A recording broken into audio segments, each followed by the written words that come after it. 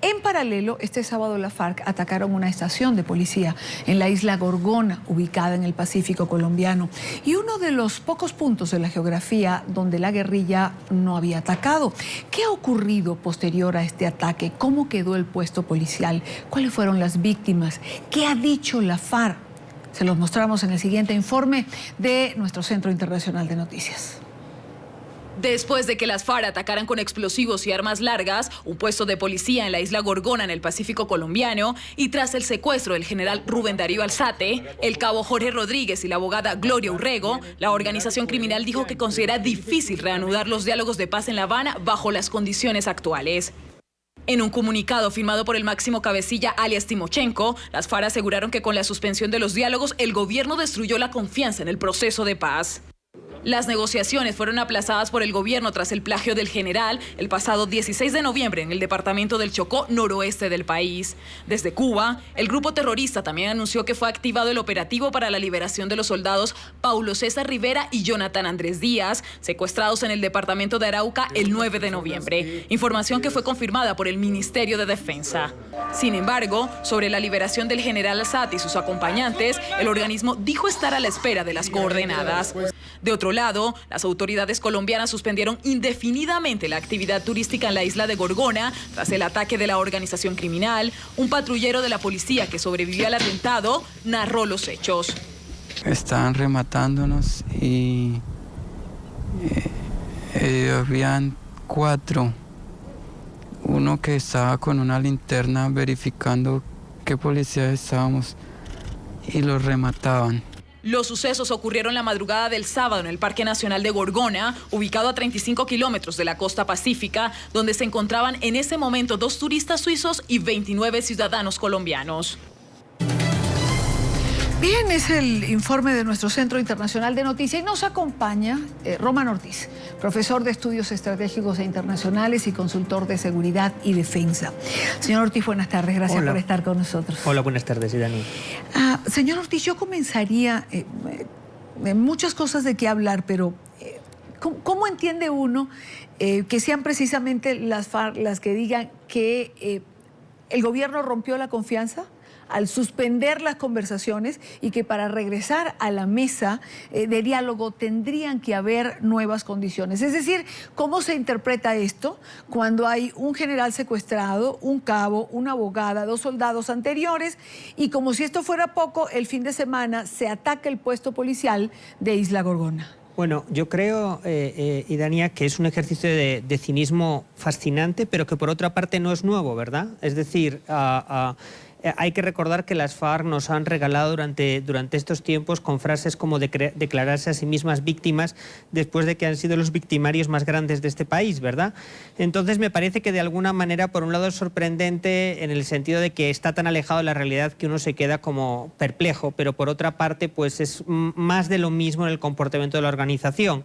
Yo creo que durante todo este tiempo de conversaciones, las FARC han dado, digamos, de manera permanentemente señales de alguna manera de acciones que quebraban la confianza de los ciudadanos colombianos y resulta que son ellos los que culpan ahorita al gobierno por haber suspendido las conversaciones justo después de lo que es claro que es una escalada terrorista, ¿verdad? Bueno, evidentemente, no digo, las pruebas están sobre la mesa. Este ataque, por ejemplo, a Isla Gorgona, donde llegan 3 lanchas a través del Pacífico, atacan el puesto policial, como bien contaba el único sobreviviente, rematan a los soldados. Es decir, ¿de qué estamos hablando? La gente hoy se pregunta en Colombia y en la comunidad internacional, ciertamente la FARC tiene una intención clara de paz. Entendemos que el conflicto va en paralelo, pero por lo menos tendrían que haber ciertas premisas respetables, ¿o no? Lo que pasa es que, de alguna manera, la organización... Aquí hay dos cuestiones que vale la pena mencionar. Por un lado, la organización utiliza la violencia para tratar de ganar más peso en la mesa de conversaciones. Por otra parte, también es importante señalar que dentro de la organización, cada vez de manera más evidente, están apareciendo divisiones y de alguna manera, fisuras con un sector más moderado. Hay que recordar que hace un muy poquito tiempo, unos días, por ejemplo, uno de los miembros del equipo negociador mencionó que las negociaciones se podían terminar en un año aproximadamente, y un lado más duro, más radical, que probablemente es el que está alimentando un comportamiento más extremo, ¿verdad? De tal manera que la violencia, de alguna manera, es parte de ese juego estratégico, por un lado para tratar de fortalecerse, y por otra parte es parte de un juego de poder interno entre las distintas facciones de la organización, ¿verdad? Claro, cuando hablamos de esta lucha de poder a lo interno de la FARC, uno se pregunta hasta dónde entonces serían vigentes los acuerdos que se puedan firmar, si hay un juego de poder interno, si entonces, como escuchábamos la semana pasada, a los negociadores que están en La Habana los enviaron a hacer la paz, pero quienes hacen la guerra están de este lado. ¿Realmente hay comunicación? ¿Ciertamente hay una línea de mando? ¿Hay garantías de que un acuerdo pueda ser respetado o cumplido? Yo creo que de alguna manera hay una fractura, y no creo que la fractura más clave sea entre los que están fuera y los que están dentro, sino que las estructuras de las FARC, en función de las condiciones en las que están, algunas están más cerca de la frontera, viven más del narcotráfico, otras están más al interior, en unas condiciones estratégicas más difíciles porque reciben más presión de la fuerza pública. En función de las condiciones en las que se encuentran, están más proclives o menos proclives a desmovilizarse. Ahora, yo creo que es muy cierto lo que usted dice, Idania. Yo creo que no es previsible que vayamos a tener en ningún caso una desmovilización completa de las FARC. Como en muchos otros casos, en muchas otras organizaciones terroristas, cuando llega la hora de abandonar las armas, los sectores más pragmáticos las abandonan y otros, sin embargo, pues continúan en la violencia. Y déjeme que le mencione un ejemplo internacional que se menciona con mucha frecuencia, y es el caso del ejército republicano irlandés en Irlanda del Norte a finales de los años 90. El grueso del ejército republicano irlandés se desmoviliza, abandona las armas, poco a poco desactiva las estructuras de la organización, pero surgen nada menos que 3 escisiones distintas dentro de la organización que continúan por periodos distintos haciendo terrorismo. Entonces uno debería de tener, de alguna manera, de ajustar sus expectativas con lo que va a pasar en este proceso. Creo que es muy probable que haya una desmovilización de un sector importante de la organización, pero también es muy probable que aparezcan facciones, disidencias que continúan con la violencia, como por otra parte ha pasado con otros grupos guerrilleros en Colombia, ¿verdad? Ahora, cuando uno ve eventos como el ocurrido el fin de semana en Isla Gorgona, uno recuerda las críticas que se hacen en torno a la seguridad de Colombia. Las críticas, por ejemplo, del Centro Democrático en relación a la seguridad o al descuido que se ha tenido o que desde esa fracción política se dice que el gobierno del presidente Santos ha tenido.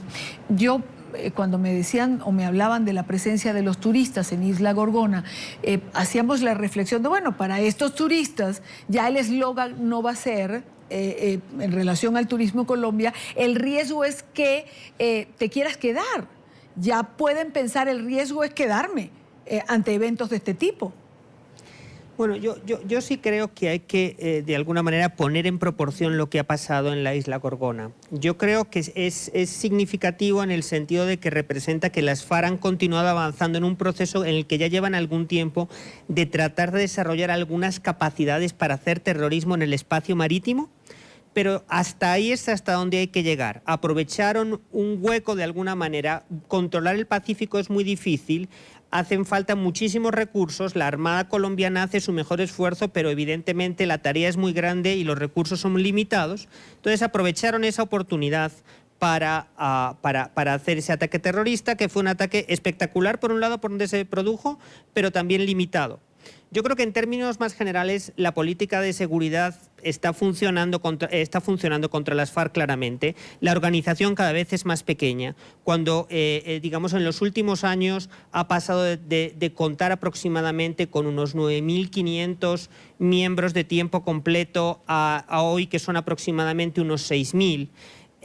Las zonas donde están operando cada vez son más pequeñas. Realmente en la actualidad los ataques se concentran en el 5% de los municipios de Colombia. El resto no sufren acciones terroristas de las FARC. Me parece que es importante mantener la proporcionalidad. La guerrilla está cada vez más desgastada y me parece que el ejemplo más diciente de esto es que su preocupación cuando el gobierno decidió pues paralizar las conversaciones. De alguna manera saben que la única ventana que tienen, el único balón de oxígeno para poder buscar una salida es la negociación y por eso están tan preocupados de que se haya paralizado, ¿verdad? Ahora, claro, bueno, y eso era lo que usted me señalaba al comienzo, ¿no? Si la preocupación es que suspendieron las conversaciones, digamos que esto también pueden ser reacciones para presionar a que se regrese a la mesa. Ahora, ¿por qué, si ya hay un compromiso de liberar a los secuestrados, bueno, secuestrados para unos, retenidos para otros, ¿por qué no lo han hecho? Es decir, ¿es tan complicado hacerlo? El ejército ha suspendido digamos, las operaciones militares, porque la FARC señalaban que esto realmente imposibilitaban el que fueran retornados nuevamente. ¿Se necesita tanto tiempo para hacerlo, señor Ortiz? No, sin duda que no. Déjeme que complete un minuto el comentario que hacía antes. Me parece que es fundamental pensar que toda esta insistencia de las FARC de que quieren un cese el fuego para las conversaciones, para continuar con las conversaciones, es la mejor prueba de que están militarmente en una situación muy difícil. Esa es la razón de esa existencia. Con respecto al proceso de liberación de los secuestrados, creo que el punto clave acá es que las FARC están tratando de hacer un pulso permanentemente al gobierno y en consecuencia cada avance en el proceso para la entrega de los secuestrados es una oportunidad que ellos tratan de aprovechar para conseguir dos objetivos. Por un lado, para, de alguna manera, conseguir algunas ventajas en términos, digamos, estratégicos, en términos operacionales, tratar de forzar a que se produzca un afloje en la presión de la fuerza pública. Por otra parte, tratar de desprestigiar al gobierno. Entonces, cada paso, de alguna manera, en cada paso hay una micronegociación porque las FARC tratan de sacar alguna clase de provecho en un ejercicio que en términos generales está siendo una muestra de profunda debilidad. Es decir, al final del día van a entregar a los soldados y al general secuestrados y también a los civiles, básicamente porque no pueden de alguna manera mantener un pulso donde ellos mismos se metieron. Entonces se trata, yo creo, que de un ejercicio de desgaste, un ejercicio muy irritante, muy de alguna manera desgastante para la opinión pública, pero que me parece también es una muestra de debilidad de la organización, ¿verdad?